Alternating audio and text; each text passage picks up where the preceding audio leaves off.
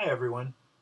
I thought I would do this tutorial to demonstrate how to make sprouted whole wheat pizza from scratch. I had a friend help me with the recipe and I've been experimenting with it quite a bit, and I feel like I've gotten some pretty nice results, so I thought I would share. Hopefully you'll find this useful. As you can see, I've laid out all the ingredients that we need to make the dough out on this table. First and foremost, I'm going to use some sprouted whole wheat flour. Sprouted whole wheat is pretty interesting stuff. You can Google it and read all about it, but it's got some helpful properties for diabetics and pre-diabetics. So it's pretty neat stuff. If you don't want to use sprouted whole wheat, you can use regular whole wheat. That should work fine, and you shouldn't have to modify the recipe at all. Okay, the first thing that we're going to need to do is activate the yeast. As you can see, I'm just using one package of Fleischmann's active dry yeast. So here I've just measured out 1 cup of water, and the water should be around 100 degrees Fahrenheit. It doesn't need to be exact, but it should be warm to the touch, and it should be well above room temperature to activate the yeast. Usually, I just put it in the microwave for 15 or 20 seconds or something, and it should come out fine. Okay, so I'm going to mix together about 1 teaspoon of sugar and mix that with the water and with the yeast. And once I've done that, um, once you've done that, you want to mix this stuff together. I have an interesting little device for that. It's a hand mixer.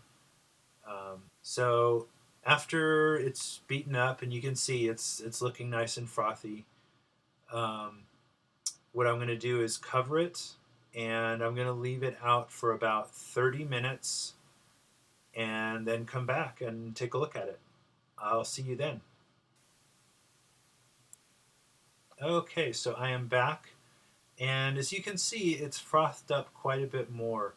To be honest, I've had some batches that have frothed up considerably more than this, so it's slightly disappointing, but this will be fine for this demonstration. It will work out well, trust me.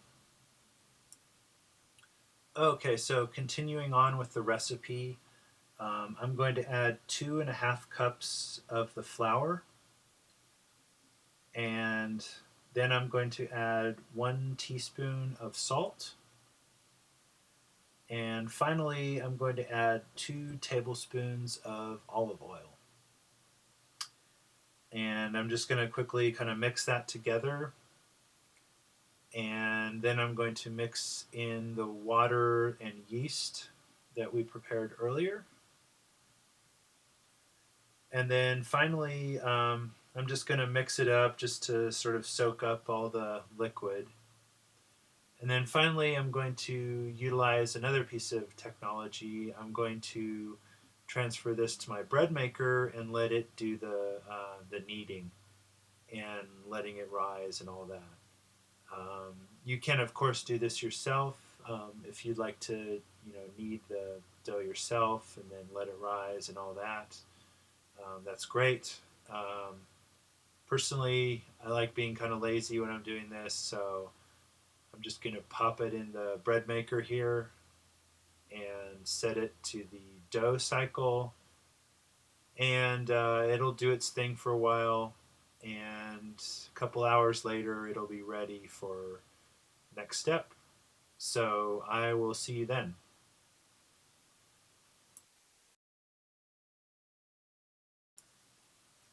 Okay, the bread maker now shut itself off. It is ready to rock. You can look at it and see how much it's risen. Wow, that's not bad. So I'm just going to take out that dough here, and um, pretty much the first thing I'm going to do is break it into 3 parts. This recipe I've found makes a good amount for 3 personal size pizzas. Um, you could also use it to make, one larger pizza, if you wanted to do, say, a 14 or 16-inch pizza, would probably be fine for that. But I'm just going to try to make this into three kind of equal blobs and store two of them away in the fridge or in the freezer, and then start working on the last one and making it into a pizza.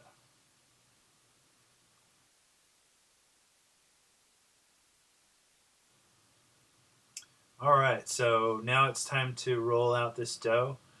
Um, I definitely don't claim to be a pro at this, so I'm going to do it kind of clumsily. And you can see I'm not making anything that's looking very pretty as far as it being a perfect circle or anything like that, but that's okay. Mainly, I just want to roll this out pretty flat. It is, even with whole wheat, it is going to rise quite a bit. So I want to make this nice and flat and pretty even. So I'm just rolling it out, rolling it out. And then when I get, when I'm relatively happy with it, I'm just going to kind of work the edges and kind of make what will become the crust. Um, Making just sort of a modest size crust there. Keep in mind again, it will rise some. So now it's actually time to transfer it to the pizza maker, my Pizza Perfector pizza maker. So the first thing is I put a little bit of Pam on it. I found that if I don't do this, it'll stick, even though it's supposedly non-stick. I'm just going to flatten it out a little bit, stretch it maybe just a tiny bit more. You can see it's taking up a considerable amount of the plate size on the Pizza Perfector. So now here comes the fun part about making pizza. It's making all the toppings and assembling it. So first, I'm going to start with putting on the sauce, and I'm just going to kind of work it around. You want to work it right up to the crust, and now the cheese. And to the cheese, I'm going to add some sausage and some bell peppers and mushrooms, and finally pepperoni. And I think that's starting to look really good. And I just add a little bit of cheese to the top, and I'm going to add a little bit of Parmesan as well.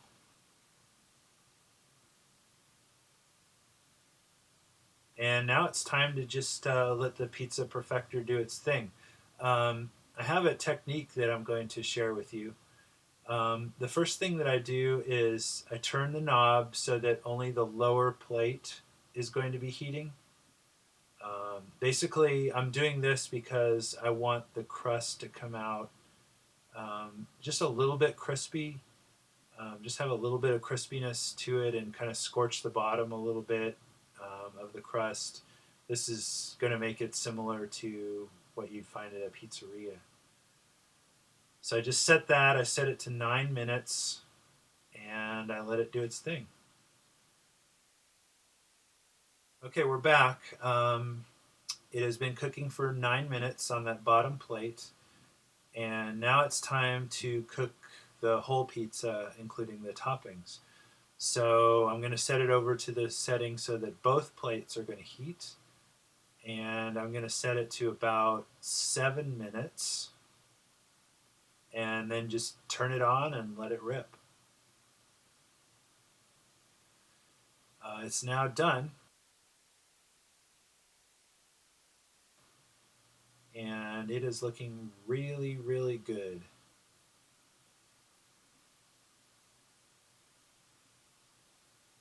As you can see, the crust is really nice.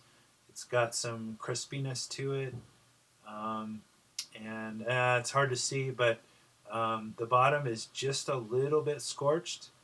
Um, so it holds together really nicely, and it has just a little bit of crispiness. And now I'm going to use my fancy pizza cutter. These are very fun to use.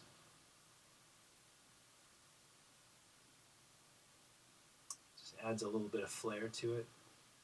And voila, there we have it. One really delicious pizza made from scratch, made with sprouted whole wheat dough. I hope you enjoyed this little demonstration, and if it was helpful to you, definitely drop me a line or leave a note here. If enough people find this useful, it would motivate me to make subsequent ones. So thank you. Thank you for watching.